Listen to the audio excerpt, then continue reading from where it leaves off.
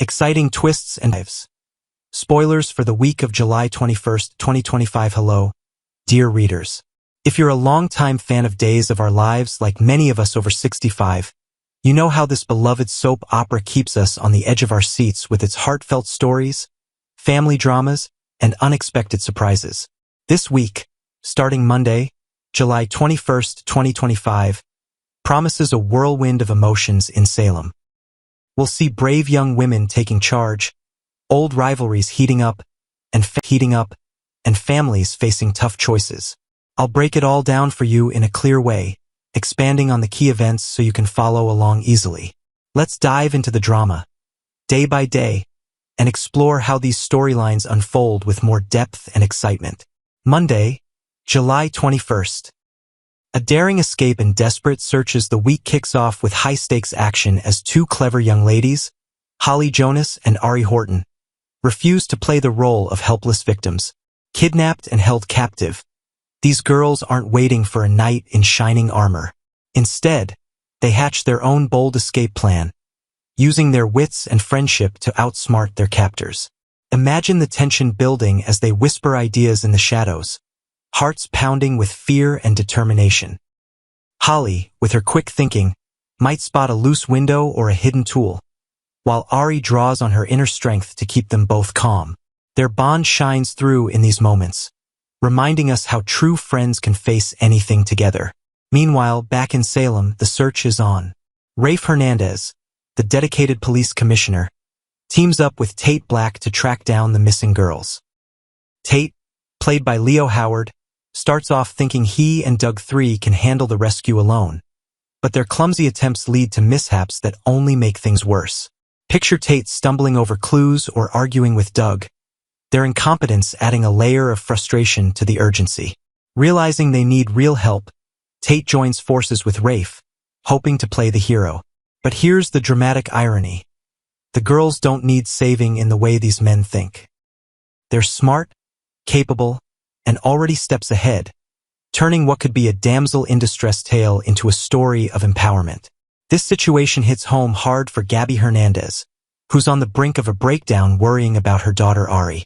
Gabby paces anxiously, her mind racing with worst-case scenarios, as the fear of losing her child threatens to overwhelm her. Javi Hernandez steps in to offer comfort, but words feel empty until Ari is safe. He juggles household duties while trying to hold Gabby together, a touching display of family support amid the chaos. Elsewhere, old tensions simmer as Xander Cook and Philip Kiriakis remain locked in a bitter standoff, each holding secrets that could destroy the other. Their delicate dance of words, avoiding self-incrimination, builds like a storm ready to break. And let's not forget Gwen Rizek and Leo Stark sparring like old times. Leo, played by Greg Ricart, finds himself isolated, regretting past betrayals, especially abandoning his once best friend Gwen, portrayed by Emily O'Brien, by getting involved with her husband. It's a poignant reminder that friendships can fracture, leaving lasting scars. Tuesday, July 22nd. Schemes, worries, and family support as the week progresses. The drama shifts gears with more personal conflicts and sneaky plots. Brady Black steps up to support his son Tate during this trying time, offering a shoulder to lean on as unexpected news shakes things up. Their father-son bond provides a moment of warmth amid the turmoil, showing how family can be a rock in stormy seas. On a more devious note, Melinda Trask pulls Sophia Choi into a new scheme, teaching her the art of manipulation. This alliance adds layers of intrigue, as Sophia navigates her own secrets, perhaps tied to unexpected options for her future. At the hospital, Kayla Johnson reaches her limit with E.J. DiMera's demanding antics, her patience wearing thin. It's a classic clash of strong personalities, heightening the tension in Salem's medical world. Sarah Horton, meanwhile, frets over her upcoming custody battle with Xander for their daughter Victoria. Their marriage is crumbling under the weight of past mistakes, and Sarah's anxiety is palpable as she imagines a future without her child.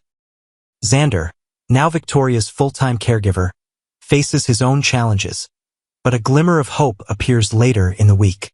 Stephanie Johnson also has a meltdown on Alex Kiriakis, her frustration boiling over in a dramatic confrontation. These moments capture the raw emotions of relationships under pressure, making us root for resolutions. Wednesday, July 23rd. Confrontations and surprising gestures midweek brings breakthroughs that could change everything. In a surprising act of kindness, Xander allows Sarah to visit Victoria, softening just enough to let mother and daughter reunite briefly. This gesture hints at lingering love beneath their rocky marriage, but the messy custody trial looms large, promising more heartache. Imagine Sarah's tears of joy mixed with fear as she holds her little girl, knowing it might be temporary. Holly and Ari, fresh from their escape attempt, finally confront Doug 3, comparing notes from their ordeal and realizing his role in their kidnapping.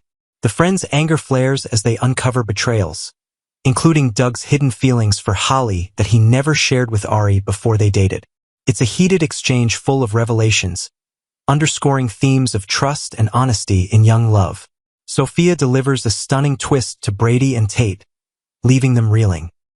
Tony DiMera makes an intriguing offer to Gabby, perhaps tied to business or revenge, adding fuel to her fiery spirit. Thursday, July 24th. Therapy sessions and hidden fears. The plot thickens as E.J. DiMera sits down for a therapy session with Marlena Evans, hoping to unlock memories that could clear up mysteries.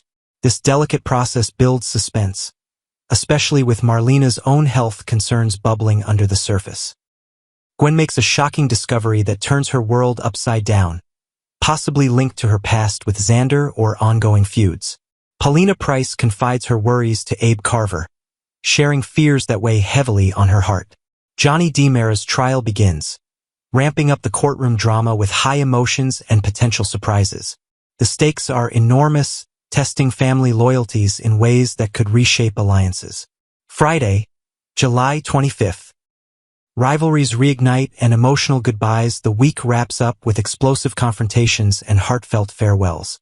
The old feud between Gwen and Gabby resurfaces with a vengeance, sparked perhaps by shared connections to Xander or lingering grudges from the days of Stefan's twin brother Jake.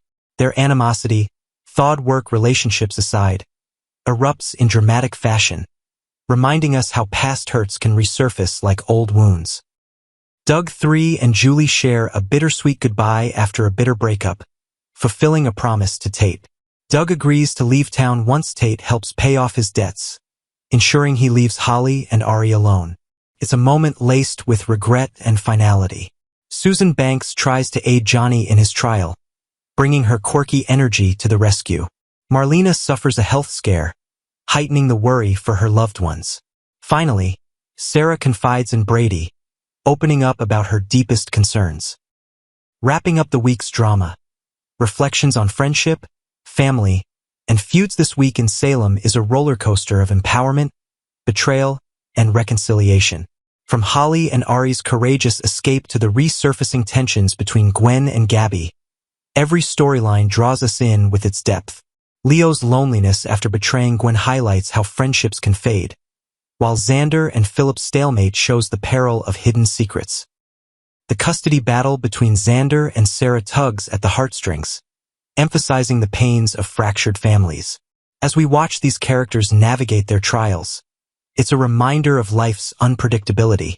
Whether it's Javi comforting Gabby or Marlena's health struggles, the show captures the essence of human resilience. Tune in to Peacock for all the action. It's sure to keep you talking with friends over coffee. What do you think will happen next? Stay safe and enjoy the stories that bring us together. On Friday episode, Chad DiMera is just going about his routine when fate intervenes. On a side street in Salem, Chad unexpectedly runs into Kat, the enigmatic woman who has recently woven her way into Salem's tight-knit community, and her daughter, Felicity. The encounter takes place outside the very gymnastics camp where Chad had just dropped off his own daughter, Charlotte. There's a casual familiarity between them now. Felicity walks into the building, and as Chad and Kat stand alone for a moment, their conversation flows naturally. Kat remarks on the coincidence, and Chad smiles, explaining that this is Charlotte's second round of gymnastics camp. He shrugs with a father's hope, saying he's just praying she's having fun. But even as their words stay light, something in Chad's demeanor shifts. He listens carefully, perhaps too carefully. There's a part of him that feels something is off, though he doesn't yet have the words for it. A polite offer with strange undertones Kat offers, almost too eagerly, to bring Charlotte home after camp. A simple gesture, one most parents would welcome with gratitude, but Chad hesitates. He politely declines. His reasoning? He told Charlotte he'd be the one to pick her up, and he doesn't want to disappoint her. But Kat reads between the lines.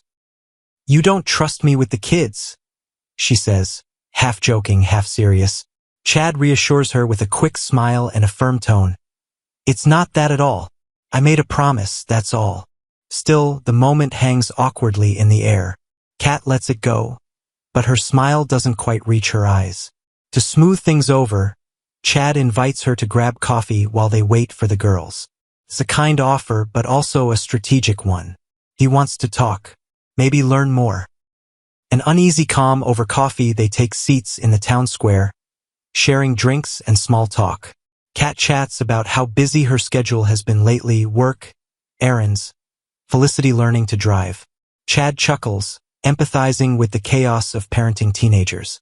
It feels normal, even comforting, like two single parents bonding over life's everyday hurdles. But as Kat speaks, Chad's eyes don't leave her face. He's listening more closely than he lets on, trying to catch a hint, a slip, anything that might explain the nagging feeling in his gut. Their conversation is interrupted when Chad's phone rings. It's Leo, calling in with news. He's been summoned for jury duty. Chad chuckles again, telling him not to worry. "We've got enough reporters to cover the trial," he says. But as he hangs up, a flicker of concern crosses his face. Do they? That concern turns into quiet observation when he notices Kat stepping away to take a call. This one from James Smith, a name Chad doesn't recognize. She steps out of sight, lowering her voice. Chad waits, the discomfort building. Urgent messages and unspoken questions unbeknownst to Chad. Kat's phone call is no casual check-in.